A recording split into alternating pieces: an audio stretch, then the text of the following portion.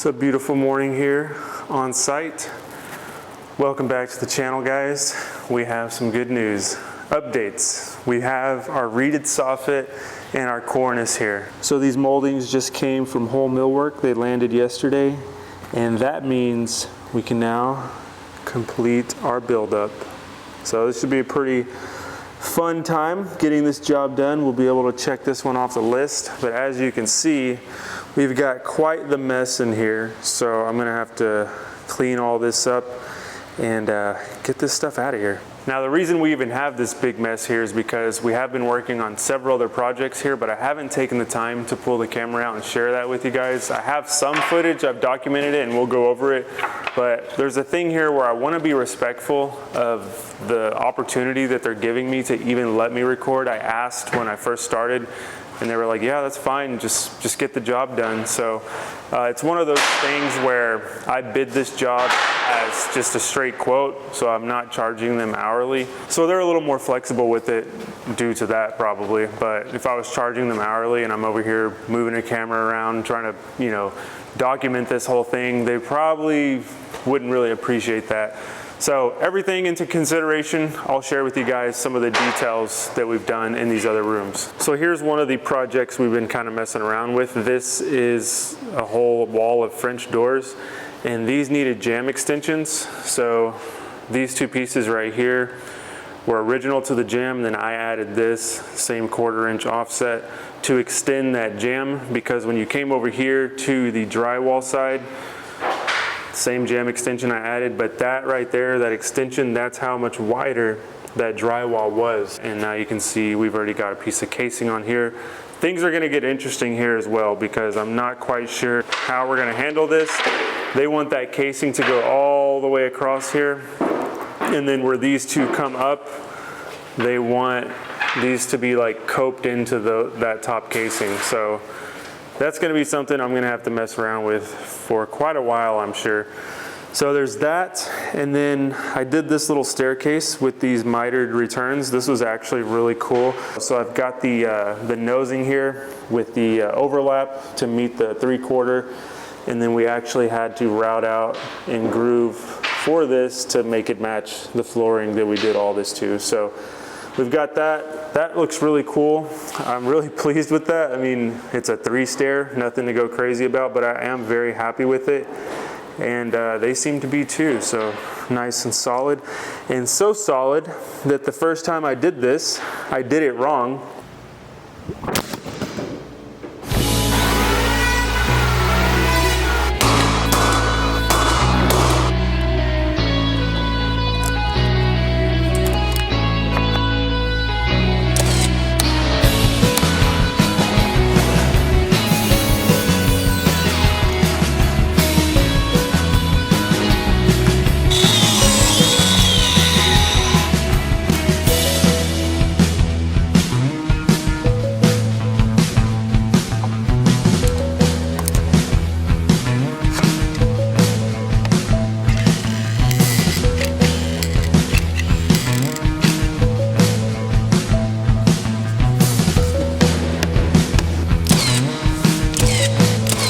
So what ended up happening is, going back to what I've been saying, if you've been following along, thinking 5 to 10 steps ahead.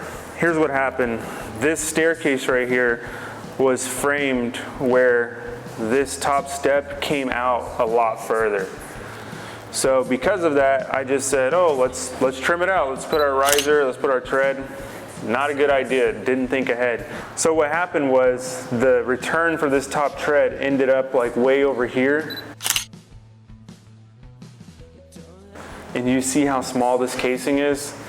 Not a good look. Basically you have think about like a window. When you trim out a window, you've got your casing and then you've got your little ear or horn, and it wraps around the wall. That's kind of what we're doing here, but imagine if you had like a 7-inch overhang.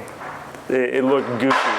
So I had to cut that out, pull that out. Thankfully I found out we're installing this good, because that thing took me a long time to get out, and it literally tore everything up. And here's a look at that original top tread that I had to tear out. And you can tell this thing was in there, and that gives me confidence, like I said, knowing that these ain't going nowhere. It took me so long to get that out. Like, no kidding. I want to say it took me like 30 minutes to just remove that piece right there.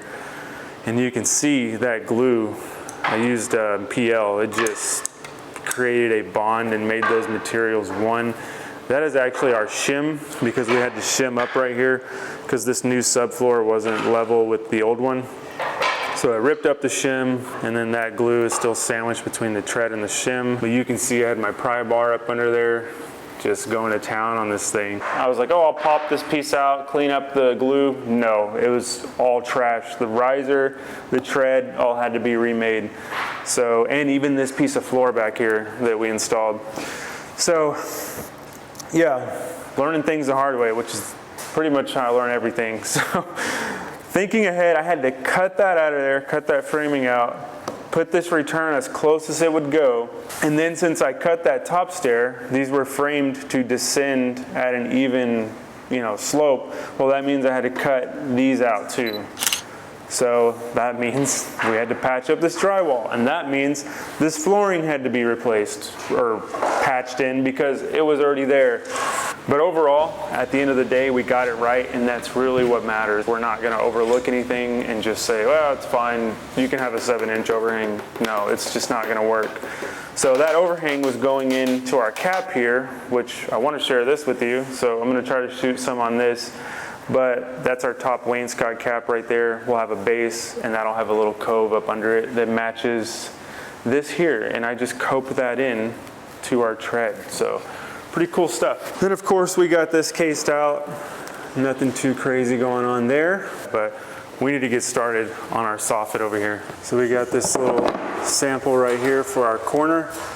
So that checks out nicely, and I think this is how we're gonna do it. We're gonna glue these seams and then pinch dog them, because also on top of that, we're gonna have another board that we have to put right here.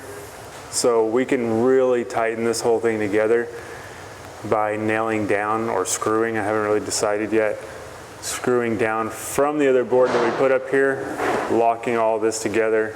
And then of course our crown will just be right on this edge. So now that everything checks out, we're gonna go ahead and start getting these pieces installed. This is gonna be a game-changing moment for this whole entablature.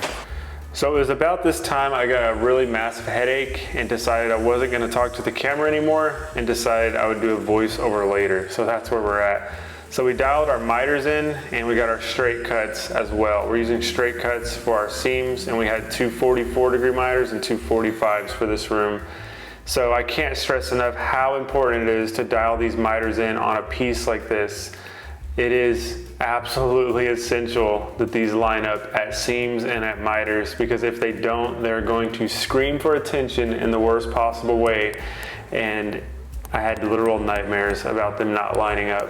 So here's a look at the result we're getting. We're using glue and pinch dogs, and I'll talk to you about that a little bit later and other methods we could have gone. But this is the result we're getting with this method, and man, that is a gorgeous joint right there. Absolute stunning piece of molding. Richard, now putting this crown in, you can see that some detail, that soffit, the reeded soffit is what that's called, and around the room. Richard said it's like trying to manipulate. Gotta love it when the boss man stops by and gives you the thumbs up. So for our seams, again, we're just using wood glue, and we're joining these up straight cuts, no scarf joints, just straight cuts with those pinch dogs. Because did I mention how important it is for these reeds to line up? If they do not line up, it is just trouble. It's just bad. So I come with the pinch dog up on top, one on the face. That compresses the joint, gives me some more squeeze out, and then I'll actually come up from the bottom, hitting it on the reed side, making sure I don't damage the reeds. You can see I placed it in between the reeds. Now I had explored the idea of using my domino, because this board is essentially a 2x6, and I've got the 700 domino. So you can see there, it does a nice placement for the dominoes. But we got to thinking about this, and the long walls are just under 32 feet. It's essentially a 2x6, and we decided against that. We'd be struggling. So we put it in piece by piece. We got our joints together, and as you can see there, I shot it from the back with a 2.5 inch 15 gauge nail to send it home. Again, just going around the room piece by piece, repeating the same method, dialing all those seams and miters in, gluing them and using pinch dogs, and then shooting them in the back with 15 gauge finished nails. And we're shooting them in to the 1x12 that was previously installed. And this is our last piece here. This was a great moment because everything came together. And you can see there's a seam right there, and then I just drop our top piece on, and that gives me more confidence that these are just gonna stay locked together. And that board really serves two purposes. In addition to locking that seam together, it gives us something to shoot into when we install our crown. And I just sent that home with 15 gauge and 16 gauge nails. So there you have it, guys, a quick update for you on what's going on here with us at this project. It's been a challenge. I've been saying it's like a boot camp because it's like, it's intense. There's a lot to learn. You gotta think 10 steps ahead, like I've been saying. So there's the update. Hopefully you enjoyed this video. I think that reeded soffit is my absolute favorite piece. Even though it's the most difficult I've ever installed, it's gotta be top 2 pieces I've ever installed, and in competition with that is the Georgian casing and chair rail that we put in here. So a lot of cool stuff going on here. More to come. Definitely stay tuned. We definitely want to share it with you guys. But thanks so much for watching, and we'll catch you on the next video.